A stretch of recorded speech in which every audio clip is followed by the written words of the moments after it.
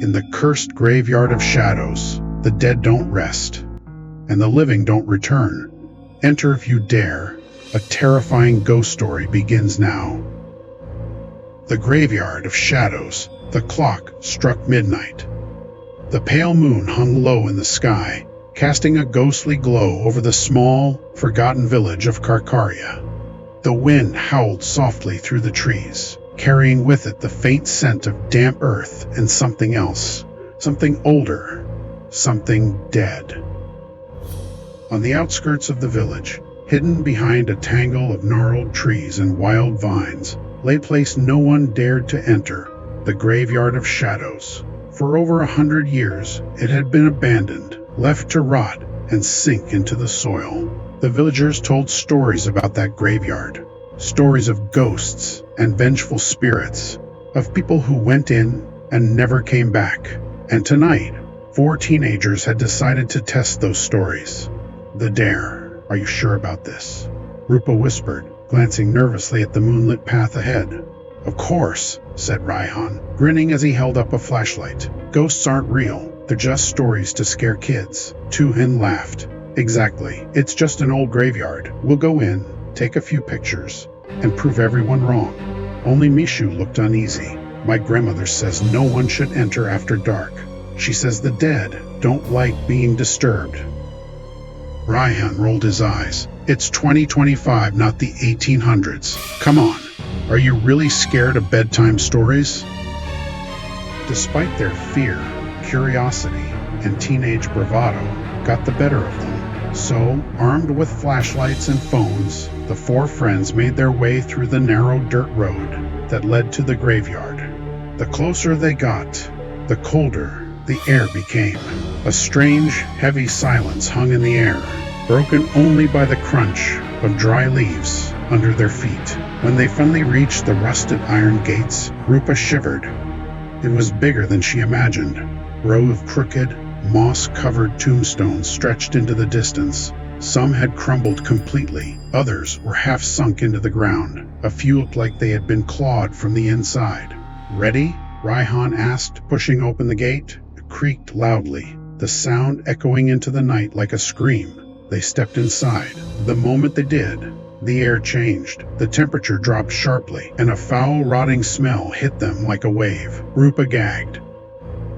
Ugh, what is that? She asked, covering her nose. Probably dead animals, Tuan said casually, though his voice wavered.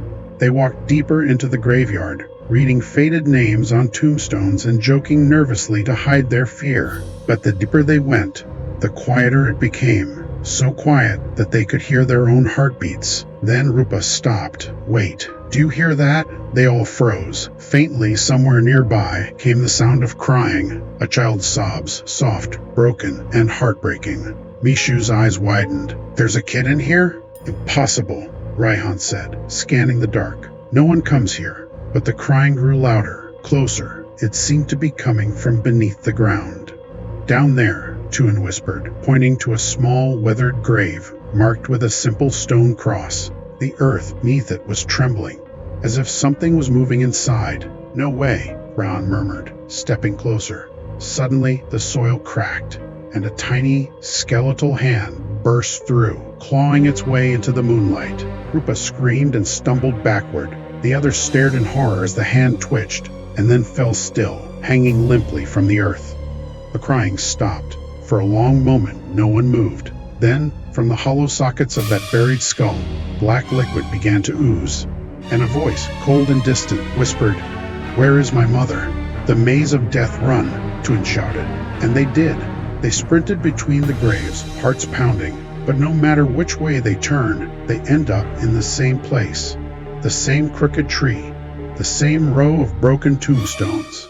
"This doesn't make sense," Mishu cried. "We're going in circles." The fog rolled in without warning, thick and heavy, swallowing the moonlight. Shapes moved in the mist. At first they thought it was a trick of the light, until the shapes stepped forward. There were dozens of them, shadowy figures, their bodies half-rotted, their faces twisted in silent agony. Some floated above the ground, others dragged themselves with bony hands. One had no legs, Another's jaw hung loose, swinging as it moved. Who? What are they? Rupa whimpered. One stepped closer, its hollow eyes fixed on them. You should not have come here, it whispered. Another joined it, voice like wind through dry leaves. The living do not belong among the dead. Raihan raised his flashlight, his hands trembling. Stay away! But one shadow drifted straight through him. Raihan gasped. His body went rigid, eyes wide with terror. A second later, he collapsed onto the ground, cold, motionless, and not breathing. Raihan! Mishu screamed, shaking him. But it was too late. The shadows closed in. We have to get out of here, Tuin shouted. They grabbed Rupa and bolted, dragging Mishu behind. But the graveyard twisted around them like a maze. No matter which direction they ran, the fog followed, and the whispering grew louder. Then, something icy gripped Mishu's shoulder. She turned and stared into the empty sockets of a corpse's face. Join us, it hissed. Before Tuin or Rupa could react, Mishu's eyes rolled back. Her skin turned pale as frost, and she stopped moving altogether. She just stood there, blank and lifeless, like a statue. Mishu, Rupa cried. Please, but you... Mishu, Rupa cried. Please, but she was gone. The two remaining friends ran, sobbing, stumbling through the dark. They reached a massive tomb, unlike the others, ancient and cracked, its stone engraved with the words, Ibrahim Khan, 1892. The slab covering it was broken open. Something had climbed out. And then they heard the scraping. Something inside the tomb was moving. Slowly, painfully, it dragged itself out. A figure emerged, tall and skeletal, dressed in the remains of burial robes. Its skin hung like wet rags from its bones. Its mouth was nothing but a jagged hole. Its empty sockets burned with an unholy light. It looked at them and laughed, a deep, hollow, inhuman sound. Another soul, it croaked. I need another soul. Tuin tried to run, but the earth clutched his feet. No matter how hard he pulled, he couldn't move. It's the soil. Rupa screamed. It's holding us. The corpse dragged itself closer, the ground trembling beneath its weight. Black mist poured from its mouth, curling around them like smoke. Now you will stay with us, it whispered. Forever. No, Tuin shouted, struggling against the earth. He grabbed Rupa's hand. We're not dying here. The corpse stopped. For a moment, everything went silent. Then it smiled, a grotesque, fleshless grin. Grave does not ask, it takes. The ground split beneath Tuin's feet. He screamed as he was dragged downward, the soil swallowing him whole. His cries faded into the earth, and then there was nothing. Rupa was alone. She stumbled backward, trembling. Her flashlight flickered, then died. Darkness swallowed everything. Please, she sobbed. Please let me go. The corpse towered over her now, its shadow stretching across the graves. You came here of your own will, it rasped. You disturbed our rest. I'm sorry, she cried. I didn't mean to. It does not matter. It raised a bony hand and placed it gently on her chest.